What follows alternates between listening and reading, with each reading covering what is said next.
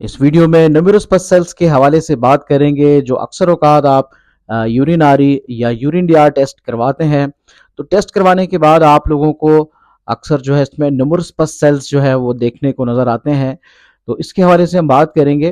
पेशाब में ज़्यादा मकदार में पस सेल्स की मौजूदगी गैर मामूली हालत होती है जिसे इस्तिलाह में पायूरिया कहा जाता है। ये मुख्तलिफ तबी वजूहात की वजह से हो सकती है। वजूहात की अगर हम बात करें तो पेशाब की नाली का इन्फेक्शन जिसे यूरिनरी ट्रैक्ट इन्फेक्शन भी कहा जाता है सबसे आम वजह है।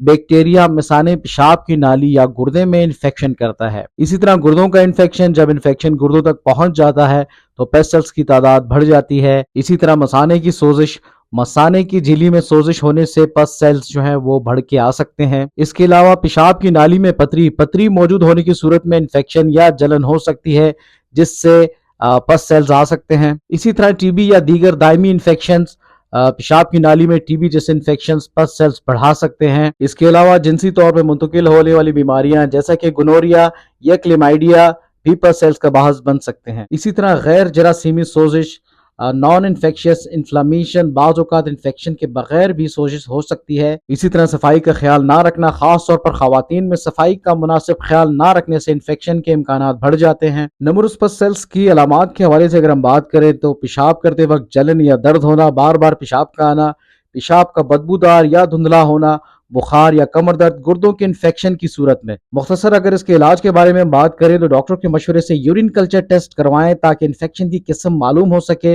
और सही एंटीबायोटिक्स जो है वो तजवीज़ की जा सके। इसके अलावा पानी का ज़्यादा पीना फ़ायदेमंद है।